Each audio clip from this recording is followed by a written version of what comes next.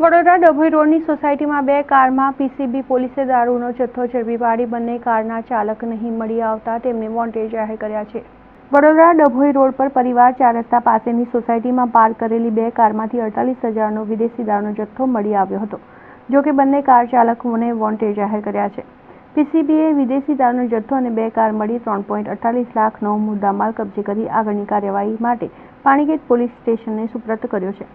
લોકસભાની ચૂંટણીને ધ્યાનમાં રાખીને વડોદરા શહેર પોલીસ વિભાગ દ્વારા બુટલેગરોની ગતિવિધિઓ પર નજર રાખવા માટે પ્રોહિબિશનની ડ્રાઇવ શરૂ કરાઈ છે, જેના અંતર્ગત પોલીસ દ્વારા વિવિધ વિસ્તારમાંથી વિદેશી દારૂનો જથ્થો ઝડપી પાડવામાં આવી રહ્યો છે. દરમિયાન શુક્રવારે પીસીબીની ટીમને બાતમી મળી હતી કે ડભોઈ રોડ પર આવેલ પરિવાર 4 રસ્તા પાસે રણછોડ પાર્ક સોસાયટીની બહાર બે કારમાં વિદેશી દારૂનો જથ્થો સંતાડીને મૂકવામાં આવ્યો છે, જેના આધારે પીસીબીની ટીમે બાતમી મુજબના સ્થળ ઉપર જઈને પાર્ક કરેલી બંને કારમાં તપાસ કરતા 48,000નો દેશી દારૂનો જથ્થો મળી આવ્યો હતો.